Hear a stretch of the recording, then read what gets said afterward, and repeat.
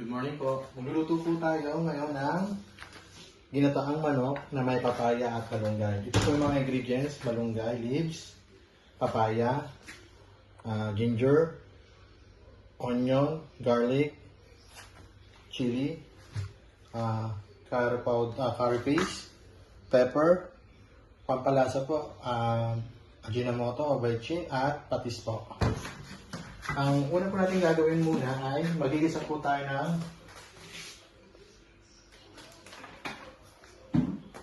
bawang, sibuyas at luya. Pero unahin muna po natin ang luya.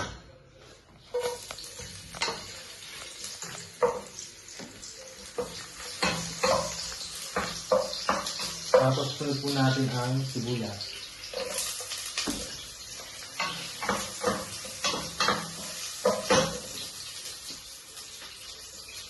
Tapos, ang bawang huli po natin.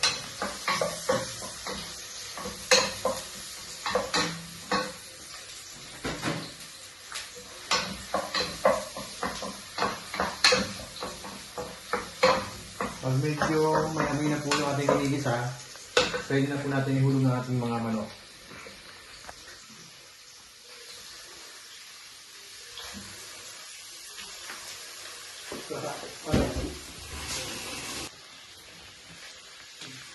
Then, baliktarin po natin ang manok.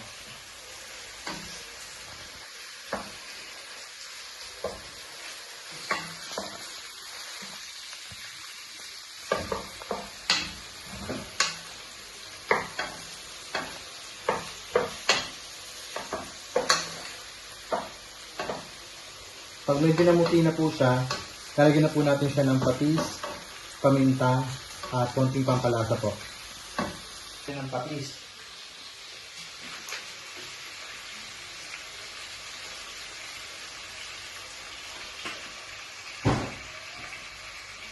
Pamintang buo po, lagyan po natin.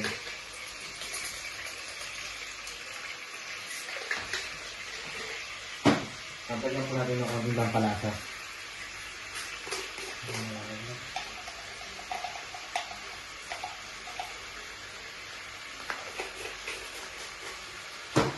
Then, haluin po natin ng konti.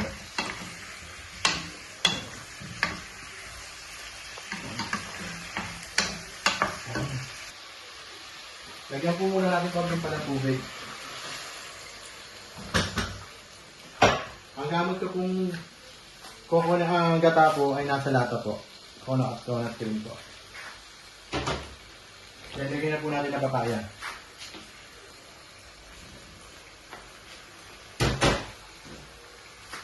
Halo natin ng konti.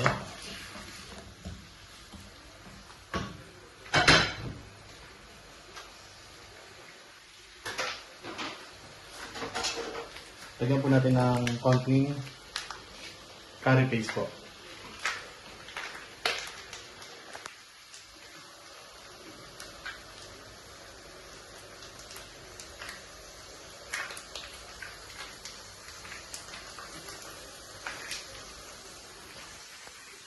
Then, haluin po natin ng konti.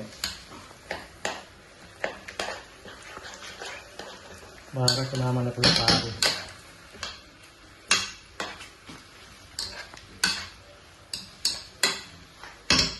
Tatakpan ko po ito ng mga 5 minutes. Pag nakumulo na po siya, ang susunod ko naman po ay ang ating gata. 5 to 2 minutes po na kumukulo na po siya. Pwede na po natin ilagay yung ating coconut cream.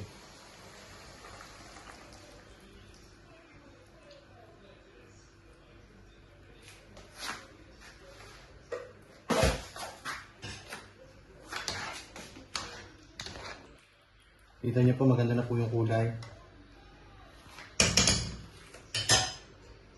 5 minutes po ulit. Pagka kumulo po siya ng 5 minutes po, lagyan po natin siya ng konting suka. Then, lagyan na po natin ng malunggay at pampakulay po sa ibabaw ay sili. Pag kumukulo na po, buksan nyo na po siya. Then, haluin po natin ng konti.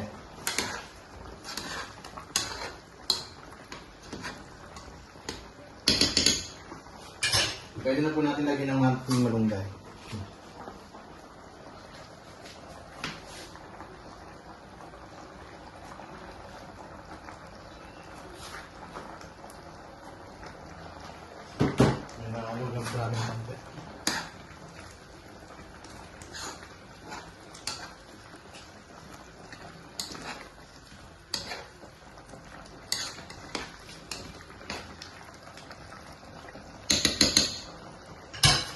po natin ng konting suka.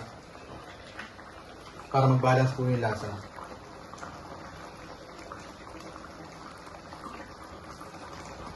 Kahit isang ano lang po. Basta't kalahating takip po, okay na po yun.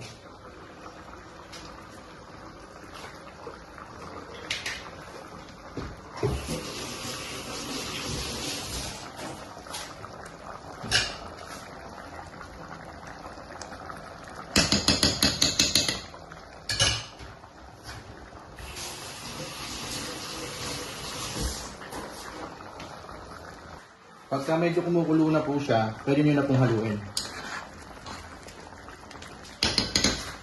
At pwede na natin lagay yung ating sili po, sinabaw. Okay na po yan, luto na po yan. Pwede na po natin isalin sa ating lagayan.